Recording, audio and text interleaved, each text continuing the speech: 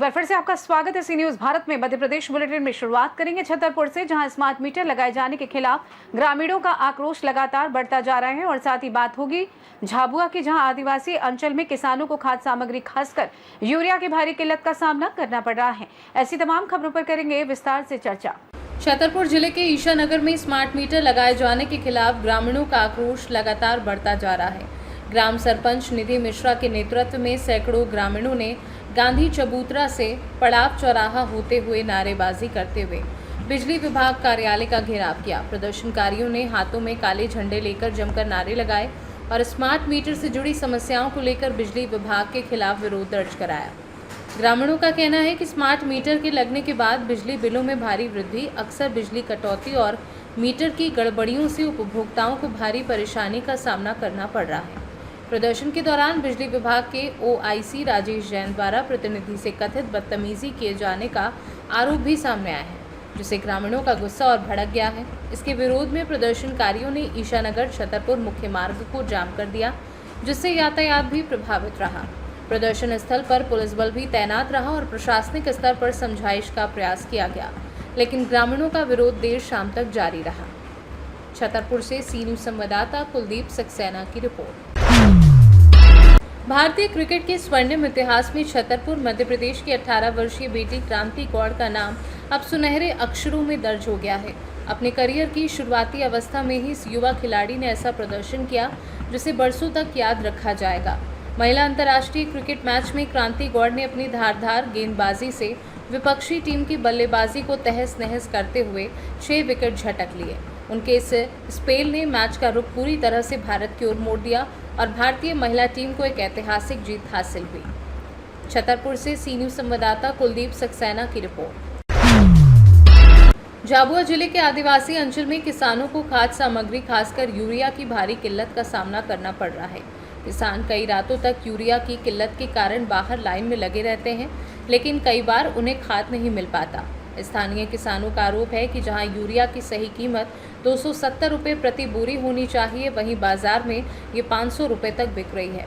मजबूर किसान फिर भी महंगे दामों पर खाद खरीदने को विवश हैं।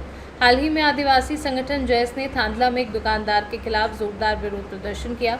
इसके बाद प्रशासन ने मौके पर जाकर जांच की, जिसमें पाया गया कि व्यापारी द्वारा किसानों को खाद दोगुने दामों पर बेची जा रही थी और बिल भी नहीं दिया जा रहा था। प्रशासन ने इस मामले में कृष्णा ट्रेडर्स के खिलाफ खाद्य पदार्थों की महंगाई और छलावे के आरोप में कई धाराओं के तहत प्रकरण दर्ज कर जांच शुरू कर दी है। मेरे को सूचना मिली कि चैनपुरी में एक दुकान है खाद की, वहाँ पर अधिक दर पर 450 की यूरिया की पर बैग के हिसाब से यूरिया बेचा जा रहा है। हम जैसी सूचना मिली, हम तुरंत शिकायतकर्ता श्री अनुराग खड़िया को से मुलाकात की। उनकी उपस्थिति में उनके साथियों के साथ अन्य कृषकों को भी उन्होंने पैसे ज़्यादा लिए, उसकी सूची हमने ली और उनका पंचनामा बनाया। पहले फिर उनसे आवेदन, शिकायतकर्ता से आवेदन लिया और दुकान जबकि आनंद कृष्णा ट्रेडर्स था, वो दुकान बंद करके चला गया। उस दुकान बंद होने का तो पंचनामा बनाया। अब लोग हम जो आगामी कार्रवाई जो करेंगे, वरिष्ठ अधिकारी के निर्देशन कार्रवाई की जाएगी। हूँ बिल आली रही हूँ तो हिसाब आली रही અને એમાં પૈસા લઈ લેતા ને આ કંઈ લખ્યું જ કોઈ નહીં ભાઈ, તો પૈસા બી લી રહી, કંઈક સાઇન કરીને હાલ, કંઈક તાર દુકાનનું કંઈ સીલ લગાડીને હાલ, તો કંઈક કંઈનો ગરીબ આદમી આ લઈ જાય કાં લઈ જાય એમ કે પાછી કે તૈયારી માલતી હોય તો वे भी आता है कि साला भाई लेन में लग गया ली गया। सबसे पहले तो आपके चैनल को मेरा जोहार। मैं कृष्णा ट्रेडर्स करके पीछे बैनर लगा हुआ है, ये दुकान है, यहाँ पर खाद लेने के लिए आए हम यूरिया। तो वो बोले कि पर्ची वगैरह बिल पक्का नहीं दिया जाता है। मैंने बोला मैम ऐसे कैसे नहीं दिया जाता है, बिल तो हर व्यापारी देते हैं, क्योंकि वो व्यापार कर रहे हैं तो उनको अधिकार रहता है कि पक्का बिल देने का। उन्होंने हमारे को बिल वगैरह नहीं दिया। फिर मैंने उनसे पूछा कि मैम आपकी जो शासकीय रेट होता है, आपके पास लाइसेंस होगा अगर आप कर रहे हैं तो आपके पास शासकीय रेट की जो लिस्ट है, वो लिस्ट आप बता दीजिए किस हिसाब से रेट है, कितने रुपए की बोरी है, आप हमको ज़रा बता दिए। तो उन्होंने हमको ना ही कोई लिस्ट वगैरह बताई और ना ही कोई सही पक्का बिल दिया और कोई उचित मतलब हमसे बात भी नहीं करी। और उन्होंने हमारे से एक गोनी का 450 रुपये ले, जो मूल्य से अधिक है शासकीय रेट से। झाबुआ से सी न्यूज संवाददाता मनीष कुमट की रिपोर्ट। झाबुआ जिले के प्राचीन श्रृंगेश्वर महादेव धाम, जो माही डैम के निकट माही नदी के तट पर स्थित है, हर वर्ष श्रावण मास में एक विशेष प्राकृतिक घटना का साक्षी बनता है। माही डैम के बैक वाटर से जलस्तर बढ़ने के कारण प्रतिवर्ष श्रावण मास में प्राचीन शिव मंदिर जलमग्न हो जाता है और भगवान शिव का प्राकृतिक जलाभिषेक माही नदी के पवित्र जल से होता है। लेकिन इस वर्ष अल्प वर्षा के कारण माही नदी का जलस्तर बेहद कम है, जिससे अब तक भगवान श्रृंगेश्वर महादेव का जलाभिषेक नहीं हो पाया। हर साल श्रावण मास में पुराने मंदिर का सिर्फ शिखर ध्वज ही दिखाई देता था, लेकिन इस वर्ष श्रावण का तीसरा सोमवार भी पास आने के बाद मंदिर जलमग्न नहीं हुआ।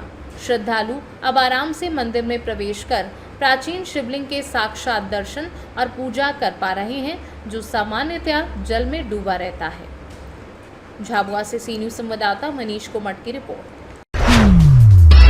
देवास शहर के एबी रोड पर बढ़ते अतिक्रमण और ट्रैफिक अव्यवस्था को देखते हुए पुलिस अधीक्षक पुनीत गहलोत ने नाराजगी जताते हुए नगर निगम और ट्रैफिक पुलिस को सख्त कार्यवाही के निर्देश दिए। इसके बाद गुरुवार को निगम और ट्रैफिक पुलिस की संयुक्त टीम ने एबी रोड पर